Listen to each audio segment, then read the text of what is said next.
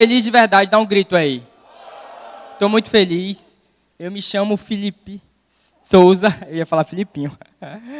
Mas a galera me conhece como Filipinho, não sei porquê. Será que é porque eu sou muito magro? Não sei. Ou pequeno. Essa é a parte que vocês riem. Gente, eu tenho 23 anos, sou casado com a Amanda, essa mulher linda aqui na minha vida. Vou fazer 4 meses de casado e eu queria compartilhar um pouquinho da minha história com vocês nessa noite. Eu nasci no Rio Grande do Sul e meus pais são militares. Então, desde que eu nasci, eu sempre morei em vários estados. Porque o militar, para você que não sabe, ele é sempre transferido, certo?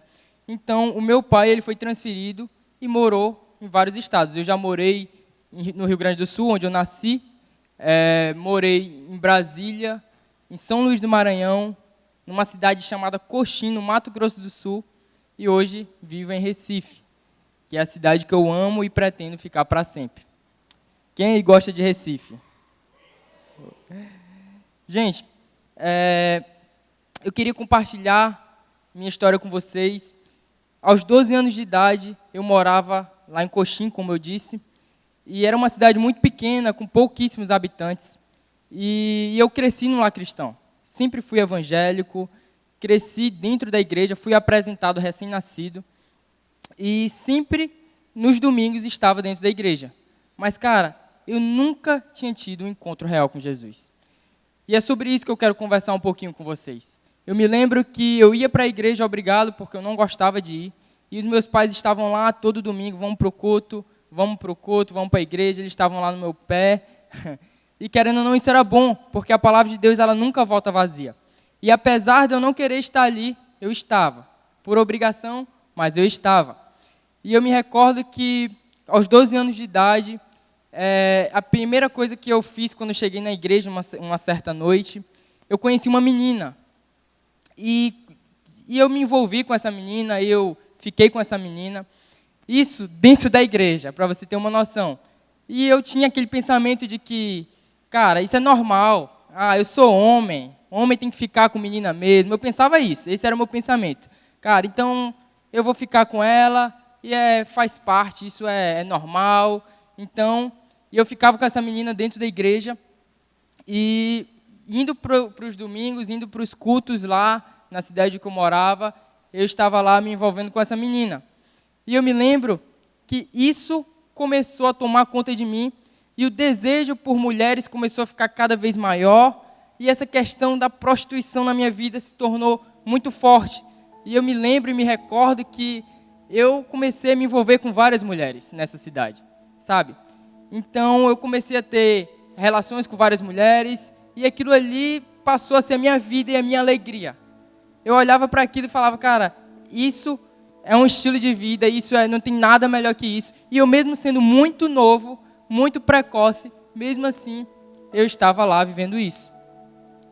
E eu me lembro que o ano era 2013, meu pai foi transferido para Recife, foi quando eu cheguei aqui em Recife, em 2013, e eu comecei a estudar, eu estudava ainda no colégio, eu comecei a estudar no colégio militar daqui de Recife, e aí eu conheci vários amigos, fiz várias amizades com pessoas que também faziam as mesmas coisas que eu gostava, mas todo domingo eu estava lá na igreja, certo? E cara, é muito interessante que quando você começa a andar com pessoas que fazem a mesma coisa que vocês começam a caminhar junto e, sabe, o mesmo propósito, nosso propósito era aquele, e eu fiz amizade com aquela galera, e a gente começou então a ir para a festa. Cara, eu cresci na igreja, eu nunca tinha ido para a festa, nunca tinha visitado uma boate, enfim. Então, em 2013, comecei a ir para a boate. Comecei a ir para as festas, só que eu nunca tinha bebido. E eu cheguei uma vez numa boate, e quando está todo mundo bebendo, e só você não bebe, cara, eu quero me enturmar com essa galera, eu também quero fazer a mesma coisa que essa galera faz. Então, eu comecei a beber. Então, eu estava lá, indo para a igreja nos domingos, comecei a ficar com mulheres, várias mulheres, comecei a beber, e cara, pode até parecer clichê essa frase, mas sim, a bebida é a porta para outras coisas, outras drogas, ou ilícitas, ou ilícitas, enfim. E, cara, da bebida veio o cigarro. Do cigarro, narguile, em outras cidades chamam narguilé, eu não sei como vocês chamam aqui. Enfim, do cigarro veio as drogas, cara, ilícitas. Comecei a fumar maconha, sabe? Eu me achava o máximo com aquilo. Eu achava aquilo perfeito. Eu era conhecido no colégio, sabe? Comecei a usar loló, comecei a ir para carnaval, cara, e aquilo ali me saciava. Aquilo ali era a minha vida, sabe? Eu não conseguia me ver sem aquilo. Eu era conhecido no colégio, então aquilo ali se tornou parte de mim, sabe? Cara, e aqueles amigos que eu fiz começaram a fazer as mesmas coisas que eu. Eles também usavam drogas, eles também iam para festas. Conheci novos amigos, isso no colégio. Esses novos amigos, eles furtavam. E esses caras que furtavam, eu comecei a andar com esses caras. Então eu combinei com eles, vocês vão roubar, vão me dar e eu vou vender. Então a partir daquele momento, aqueles caras que roubavam, me davam e eu era responsável por vender. Porque festa, drogas, envolve dinheiro também. Então eu pensei, cara, vamos lá. Se a gente já faz isso, por que a gente não pode aumentar o nosso faturamento? Por que a gente não vende droga? Então eu cheguei para meus amigos, cara, vamos fazer o seguinte. Você conhece o cara que vende, mais barato a gente pode vender aqui no colégio, a gente começa a faturar mais. Então, cara, para um garoto de mais ou menos 16 anos, 15 anos, já estava fazendo tudo isso. Imagina quando eu completasse 18, 20, 23, sabe? E eu estava cada vez mais profundo no lamaçal do pecado, sabe, cara? E é interessante que em Salmos, a Bíblia fala que um abismo chama outro abismo. E era exatamente isso. Começou com um simples beijo numa igreja, que se tornou várias drogas, várias coisas erradas, prostituição, pornografia, sabe? Uma vida completamente errada, uma vida que não agrada nem um pouquinho a Deus. Só que é muito interessante, cara, que eu cresci dentro da igreja. Então, apesar dos apesares, apesar de todas as coisas de erradas que eu fazia, eu tinha consciência de que se eu morresse naquele momento, eu ia para o inferno. Então, cara, se você já se afastou, você sabe que quem é afastado nunca peca gostoso. Essa é a verdade. Então, eu estava lá, eu pecava, mas todas as vezes eu sentia aquele peso na consciência. Eu sentia, sabe, aquele peso, aquele negócio, cara, o que eu estou fazendo é errado. Se eu morrer, eu vou para o inferno. Eu tinha essa consciência. Cara, eu até compartilhar algo engraçado com vocês. Como meus pais, eles me obrigavam a ir nos domingos, eu podia desandar de segunda a sábado, mas no domingo eu estava na igreja. Então, tinha vezes que eu ia para a igreja no domingo e estava rolando aquele mover, sabe? E eu cresci na Assembleia de Deus, para você ter uma noção. Então, estava rolando aquele mover, eu olhava assim, meu Deus, eu fiz isso. Deus está repreendido que eu não me manifeste aqui. Gente, eu tinha consciência de que eu era uma pessoa que fazia coisas erradas e eu tinha consciência que eu era carregado. Sério, eu tinha essa consciência, eu cresci no lar cristão, então eu sabia que eu era cheio de demônio. Então eu orava, Deus, por favor, está repreendido, não quero passar essa vergonha. Não me deixe manifestar, por favor, Deus. É engraçado, mas é real, gente. Tem muita gente assim. Então, eu estava sempre lá, cara, fazendo coisas erradas, mas dentro da igreja, perdido dentro da igreja. Eu nunca tinha tido um encontro real com Deus, sabe? E não foi, por exemplo, porque os meus pais, eles sempre me ensinaram que era certo. Meus pais, eles mostraram com exemplo, sabe? Eles sempre deram dízimo dentro da igreja. Eles sempre foram honestos. Eles sempre iam para a igreja nos domingos, sabe? Escola dominical. Eles me ensinaram o caminho que eu devia andar, mas eu me desviei nele no caminho, sabe? Então tem muita gente que fala, Felipe, você pode até estar pensando isso, mas só faz isso quem é mente fraca. Muita gente falava isso para mim, quando eu começava a contar meu testemunho. Não é só quem é mente fraca. Qualquer pessoa pode ser influenciada, sabe? E existe até um ditado, ou você influencia, ou você é influenciado. Essa é a maior verdade, sabe? E eu, no colégio militar, eu comecei a me envolver cada vez mais com pessoas que faziam coisas erradas. E, cara, eu me sentia totalmente dependente daquilo, sabe? Eu estava praticamente dependente da bebida, da droga, sabe? Eu não gostava da bebida, eu gostava de me embriagar, eu gostava do que ela trazia, sabe? Só que a própria Bíblia diz, lá em Cântares 1, o seu amor é melhor que o vinho. Só que eu ainda não tinha provado o seu amor. Então, eu estava totalmente dependente daquilo. Eu estava intoxicado. E eu me lembro que eu me transformei em uma pessoa que era irreconhecível até dentro de casa. A minha vida era uma mentira. Como eu disse, eu era muito novo, então para eu poder sair eu tinha que mentir. Eu vivia mentindo dentro de casa, sabe? Eu era desonesto. Eu não tinha uma vida íntegra. Eu era uma pessoa totalmente errada. E eu me lembro que, certa vez, eu decidi ir para o carnaval. Então eu fui para o carnaval, eu nunca tinha ido. Como eu disse, sempre cristão, meus pais não deixavam. Inventei que ia dormir na casa de um amigo, enfim. Comecei a ir para carnaval, comecei a gostar cada vez mais daquilo. E aquilo ali de alguma forma, eu ficava cada vez mais preso daquilo, sabe? Mais preso e mais preso. E eu me lembro que uma vez eu ia sair à noite e meus pais não deixaram eu sair. E eu pensei comigo, vou sair escondido. E aí eu me lembro que eu esperei todo mundo dormir, eu tranquei a porta do quarto e fui pro carnaval em Olinda. E aí, cara, eu me lembro que quando eu estava lá no ônibus superlotado, eu puxei meu celular, 8 ligações da minha mãe. Aí eu olhei assim, eu fiquei, caramba, e agora? Falei com meu amigo, velho, minha mãe acordou, acho que ela descobriu. Ele, cara, tu já tá aqui, vamos aproveitar. Aí eu, verdade. Desliguei o celular, botei lá.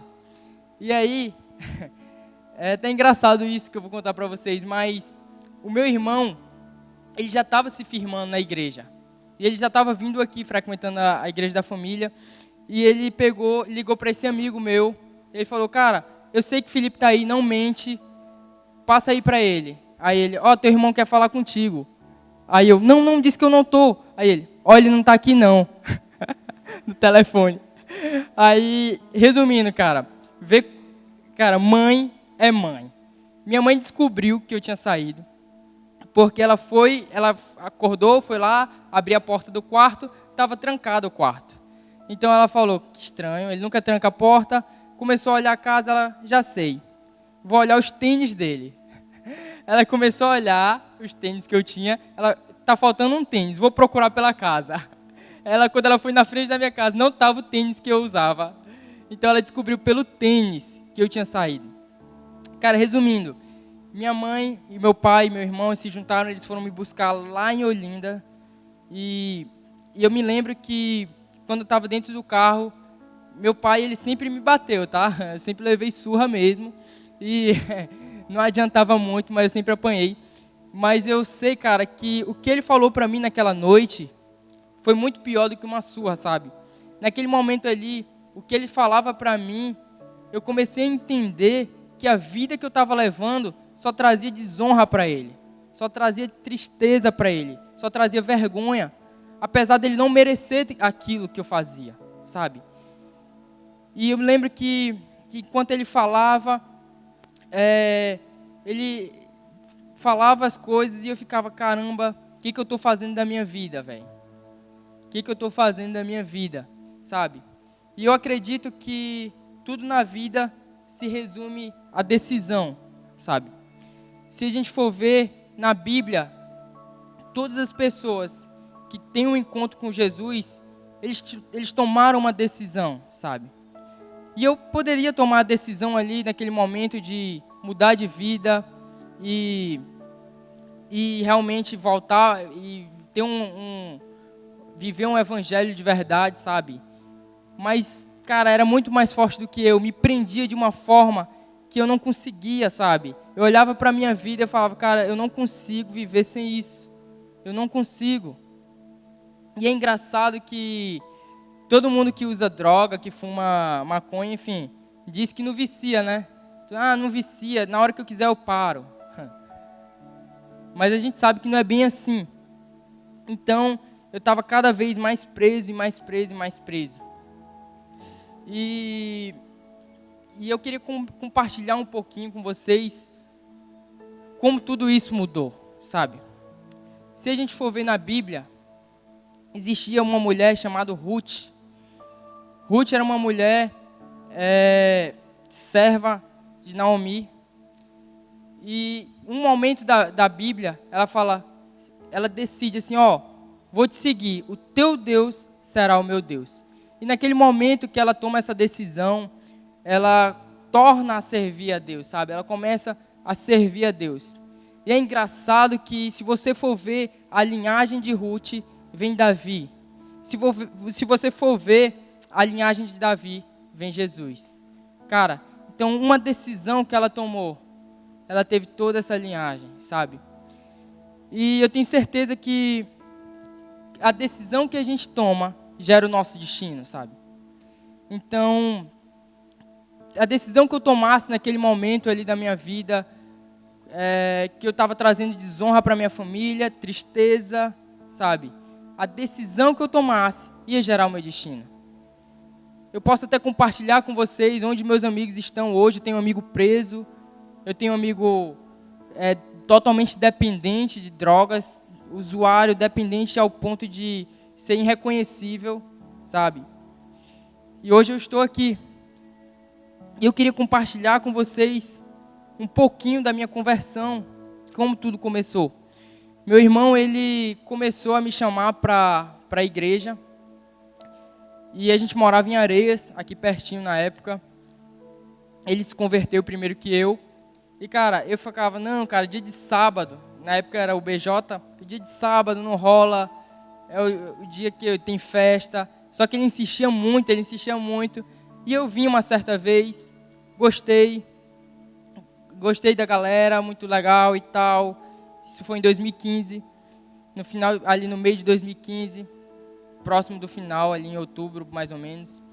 E eu comecei a frequentar aqui o BJ. Meu irmão já estava firme e eu entrei numa rede, comecei a ser discipulado, sabe? Comecei a ser tratado e durante a minha conversão não teve nada tipo, escandaloso. Cara, eu vim num culto qualquer, um culto normal, estava ali, estava pregando sobre sacrifício, e Deus, ele falou muito forte no meu coração sobre sacrifício, sabe? E eu me lembro que eu chorava, cara, descontroladamente, eu só chorava, e estava rolando o apelo aqui, e eu falava, cara, eu não vou lá na frente aceitar Jesus, eu já sou evangélico, eu passava isso na minha cabeça o tempo todo, eu não preciso, e eu chorava, e cara, eu decidi dar o primeiro passo. Eu não vim na frente nesse dia, eu lembro, mas naquele momento que Deus, ele falava muito forte no meu coração sobre eu sacrificar todos os meus desejos, sobre eu sacrificar tudo aquilo que eu estava vivendo, sobre eu realmente abrir mão. Foi mais forte do que tudo. Eu lembro que eu chorava, eu estava ali naquela lateral, e eu realmente decidi abrir mão. Só que, cara, quando você tem uma vida muito conturbada, com muitas coisas, não é tão simples assim. Não é de um dia para o outro, sabe? Só que quando eu decidi aceitar Jesus, eu falei, cara, a partir de hoje, se eu vou mudar, é para mudar mesmo, tá ligado? Eu não vou ficar perdido dentro da igreja, porque eu passei minha vida toda assim. Se for para continuar assim, eu prefiro estar no mundo. Então eu decidi abrir mão de tudo. E eu me lembro que eu cheguei no outro dia no colégio, eu falei, pronto, o que é que me afasta de Deus? É isso? É amizade? Véi, parei de andar com os caras. O que é mais que me afasta? É droga? Parei de usar droga. É bebida? Parei de beber. E eu me lembro que o que eu não conseguia era a questão da prostituição, cara. Eu ficava muito preso nessa área. E eu me lembro que eu comecei a frequentar a igreja, eu comecei a me firmar. E eu me lembro que teve um dia no colégio, que eu estava lá no próximo, acho que era primeiro ano, mais ou menos. E teve uma menina que eu me envolvi, eu fiquei com essa menina lá no colégio. E, cara, foi imediatamente, quando eu virei as costas, eu comecei a chorar. Só que eu não entendia porque eu estava chorando. Eu fiquei, Deus, por que eu estou chorando? eu não entendo, eu acho, na minha cabeça eu falava, cara, isso na minha cabeça, eu declarava tipo, que eu nunca ia deixar de ficar com ninguém. Porque eu falava, como que eu vou namorar se eu não ficar, se eu não conhecer a pessoa? Então, eu tinha essa mentalidade, sabe? E eu me lembro que eu indo para o caminho para minha casa, eu só chorava. Eu chorava e chorava. Eu cheguei em casa com o olho vermelho de tanto chorar. Eu, Deus, mas foi só um beijo. E eu chorava. Eu tomei banho chorando. E foi o primeiro momento que eu realmente senti o Espírito Santo ali me convencendo. Ninguém precisou chegar para mim e falar, Felipe, ficar é errado. Sabe? O próprio Espírito Santo chegou para mim e falou, o que tu está fazendo não me agrada. Sabe? O que você está fazendo não me agrada. Então, a partir daquele momento, eu entendi que eu estava desagradando o Espírito Santo, que eu estava desagradando a Deus. Então, eu sou muito grato porque, apesar de eu ter feito tanta coisa errada, quando eu me converti, eu ainda estava no colégio.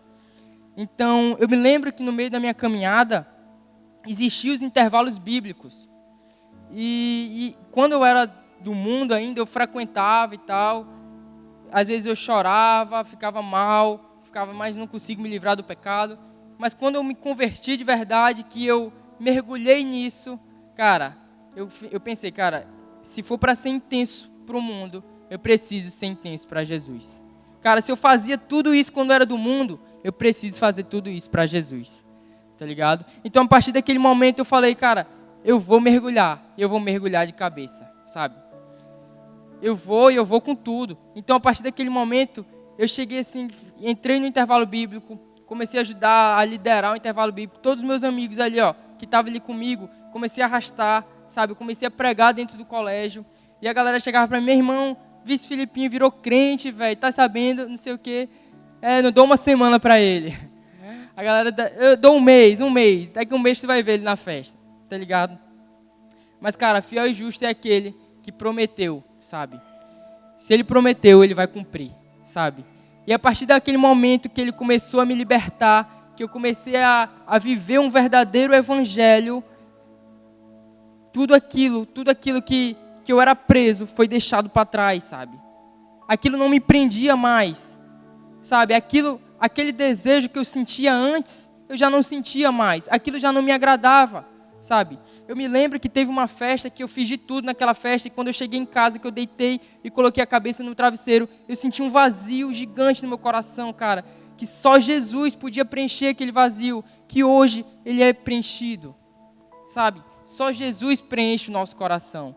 Então, cara, você pode fazer o que for no mundo, mas só Jesus pode te preencher, sabe? Eu experimentei isso.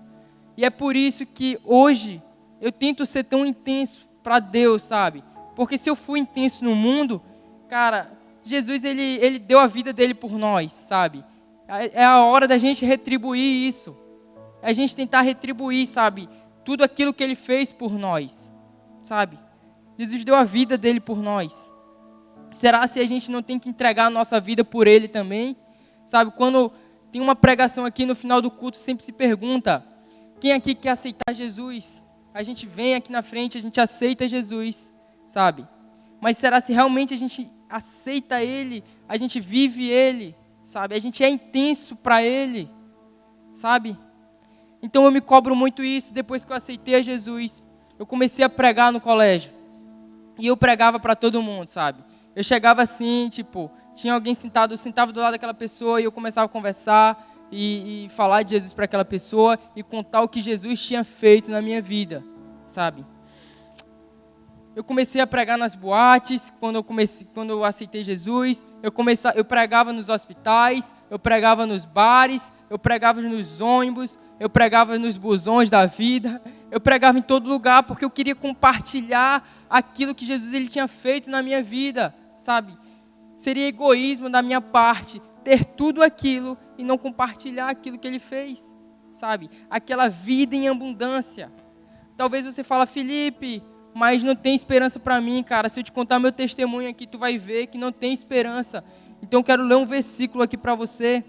Lá em Jó, do 14, do 7 ao 10, diz assim: porque a esperança para a árvore, que se for cortada, ainda se renovará, e não cessarão os seus renovos, se envelhecer na terra, a sua raiz, o seu tronco morrer no pó, ao cheiro das águas brotará e dará ramos como uma planta. Porém, morto o homem é consumido, sim, retendo o homem o espírito. Então, onde ele está? Cara, se para uma árvore a esperança basta um pouco, ao cheiro das águas ela tornará a brotar. Imagina para nós, sabe? Para uma árvore existe esperança. Imagina para nós. A Bíblia diz que ao cheiro das águas ela tornará a brotar. Imagina a gente que tem a água viva, sabe? Amém, galera?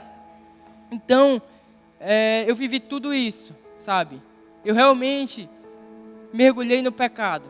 Mas hoje eu posso te dizer com toda certeza que a melhor decisão foi ter aberto mão disso, sabe?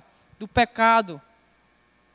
Eu dizia que o pecado era a melhor coisa, que aquilo ali me satisfazia, mas era passageiro, sabe? Quando eu deitava na cama, estava aquele vazio no meu coração, estava aquele choro, estava aquela tristeza, sabe? Hoje eu não tenho mais isso, sabe? Eu costumo dizer que só Deus pode trazer a paz para a gente. A paz que excede todo entendimento. Apenas Ele pode trazer a paz que excede todo entendimento. Sabe? Apenas Ele pode trazer a vida em abundância. Apenas Ele pode nos limpar por completo. Sabe? Só Jesus faz isso, cara. Então, hoje eu compartilho esse testemunho não com vergonha, mas com alegria. Com alegria pelo homem que eu me tornei, um homem de verdade, sabe? Um homem que decidiu abrir mão daqueles pecados, daquilo que trazia vergonha para minha família, para hoje viver um propósito, uma vida com propósito. Para hoje viver os sonhos que Deus tem para a minha vida. Para hoje viver tudo aquilo que Ele me prometeu. Hoje eu tenho um propósito. Hoje eu tenho um chamado. Hoje eu tenho uma vida em abundância, sabe? Oi? Hoje eu tenho uma esposa linda e maravilhosa, sabe, cara? Então eu tenho certeza que se eu não tivesse aberto mão daquilo, eu jamais estaria aqui hoje, jamais teria construído tudo isso. Hoje eu tenho uma família, sabe? Só Jesus pode trazer isso. Só Jesus, cara, eu acho muito engraçado porque hoje, essa semana eu liguei por vídeo chamada para minha mãe e eu conversando com ela, eu falei, mãe, vou contar meu testemunho lá na igreja e tal, ver que massa. Ela ficou muito feliz e do nada ela se emocionou, ela falou, filho, você não tem noção o quanto eu orei para que isso acontecesse. Você tem noção em quantas noites eu estava lá de joelho para que hoje você vivesse isso, sabe? Então eu tenho certeza que eu sou fruto de oração. E cara, se você vive isso hoje, eu tenho uma coisa para te contar. Existe alguém orando por você. Uma avó, uma mãe, um pai, sabe? E eu tenho convicção de que a maior alegria está no Senhor. A maior alegria está no Senhor. Não existe nada mais alegre do que Ele. Não existe. Você pode procurar alegria onde for. Você pode procurar alegria viajando. Você pode procurar alegria no dinheiro. Você pode procurar alegria nas drogas, nas bebidas. Mas, cara, só Jesus vai te trazer a verdadeira alegria. Essa é a maior convicção que eu tenho. E eu tenho certeza que as convicções nos levam a agir. E é por isso que hoje eu estou aqui contando meu testemunho. É por isso que hoje estou compartilhando aquilo que Deus ele fez na minha vida. Porque Ele traz a alegria. Porque Ele é a alegria. Então, eu posso te dizer que ser crente não é que é fácil. Não. Ser crente não é fácil. Até hoje eu tenho que abrir mão, sabe? Até hoje a gente abre mão diariamente das nossas vontades. A gente abre mão dos nossos desejos, sabe? A gente sempre vai abrir mão. Mas o que é abrir mão por um homem que se entregou por nós? Sabe, eu me chamo Felipe Souza e esse foi o meu encontro com Jesus.